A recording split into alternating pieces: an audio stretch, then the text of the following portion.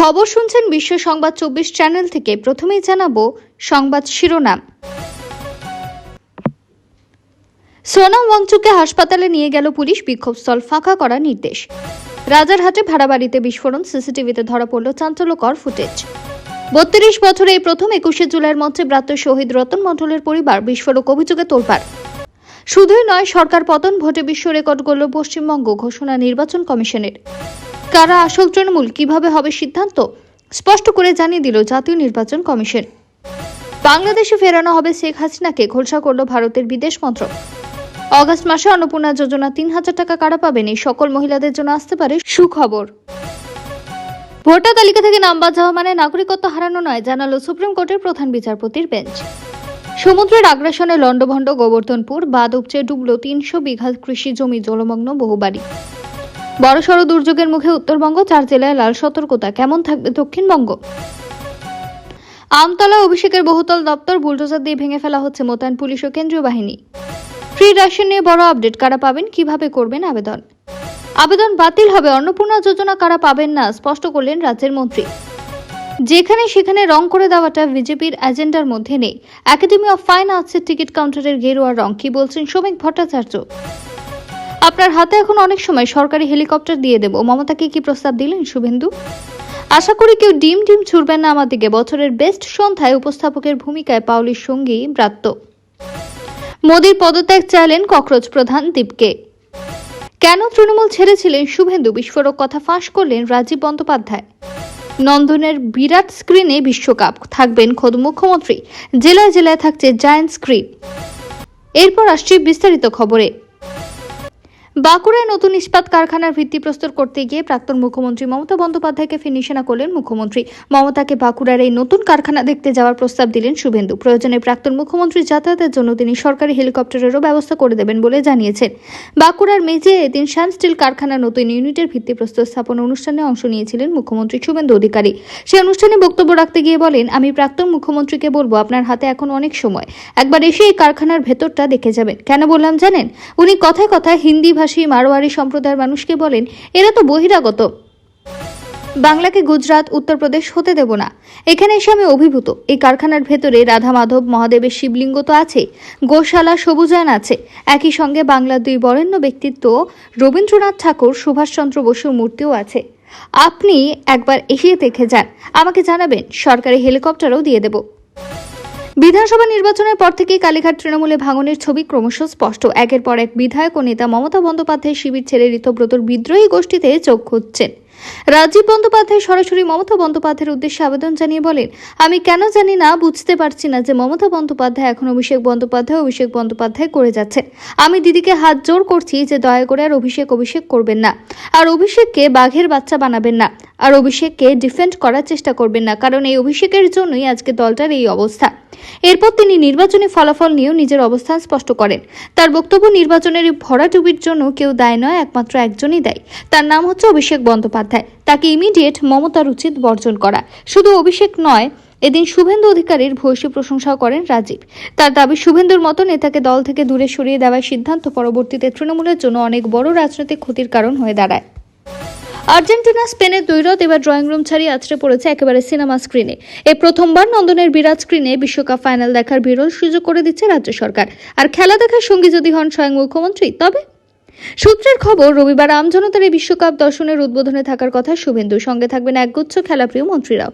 অনেক আমলায় ফুটবল নিয়ে যথেষ্ট উৎসাহিত, তাদের মধ্যে অনেকে হাজির হবেন। শুধু কলকাতা নয়, জেলায় জেলায় ক্রীড়াপ্রেমীদের জন্য গুরুত্বপূর্ণ স্থানে জায়ান্ট স্ক্রিনে লাইভ স্ট্রিমিং এর ব্যবস্থা করা হয়েছে। নবান্ন সূত্রে খবর, দিন কয়েক আগে থেকেই এ নিয়ে মাঠে নেমে পড়েছেন বেশ কয়েকজন শীর্ষকর্তা। মুখ্যমন্ত্রীর নির্দেশ মতো কিভাবে পুরো পরিকল্পনা সাজিয়ে ফেলা যায় তার ব্লুপ্রিন্ট প্রায় চূড়ান্ত। দফায় দফায় টেকনিক্যাল বিষয় দেখে নেওয়ার কাজও সেরে ফেলছেন সরকারি ইঞ্জিনিয়াররা। বাকি ব্যবস্থাপনা চলছে জোর কদমে। শুক্রবার এই নিয়ে এক দফা নিজেদের মধ্যে বৈঠক সেরে নিয়েছেন তারা। আমলা মহলে জোর আলোচনা। এর আগে যে রাজ্যে এভাবে খেলা দেখানোর কোনো ব্যবস্থাই হয়নি। তবে বহু বছর আগে নন্দন রবীন্দ্র সদন জুড়ে চলচ্চিত্র উৎসবের সময় রাতভর একবার সিনেমা দেখানোর ব্যবস্থা করা হয়েছিল বলে অনেকের স্মৃতিতে রয়েছে। কিন্তু তা বলে ফুটবল বিশ্বকাপ, অতীতের কোনো নজরই যে নেই তা স্পষ্ট জানাচ্ছেন তারা।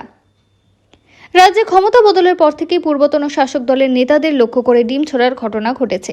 শুক্রবার বছরের বেস্ট সন্ধ্যাতেও সে প্রসঙ্গে উঠে এসেছে রাজ্যের প্রাক্তন মন্ত্রী ব্রাত্য বসুর কথায়। অভিনেত্রী পাওলি দামের সঙ্গে তিনি ছিলেন অনুষ্ঠানের উপস্থাপকও। উপস্থাপনার শুরুতেই তিনি জানিয়ে দেন তাকে যেন ডিম ছোড়া না হয়। বছরের বেস্ট সন্ধ্যার মঞ্চে উঠে ব্রাত্য বলেন, আশা করি আমি অপরিচিত হয়ে গিয়েছি, ঝাপসা। আশা করি কেউ ডিম ছুড়বেন না আমার দিকে। তারপরই ব্রাত্য জানান এতদিন তিনি অনুষ্ঠানে এসেছেন।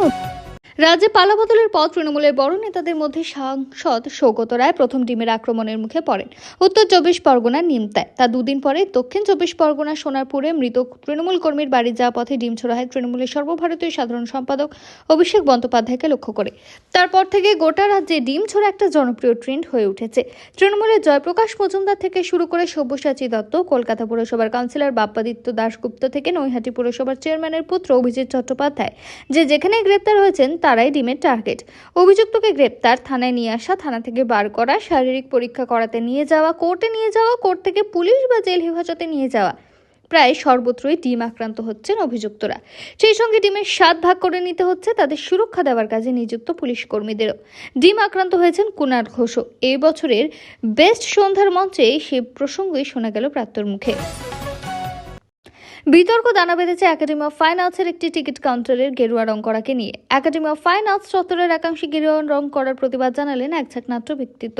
শ্রমিক ভট্টাচার্যকে একটি চিঠি লিখেন তারা।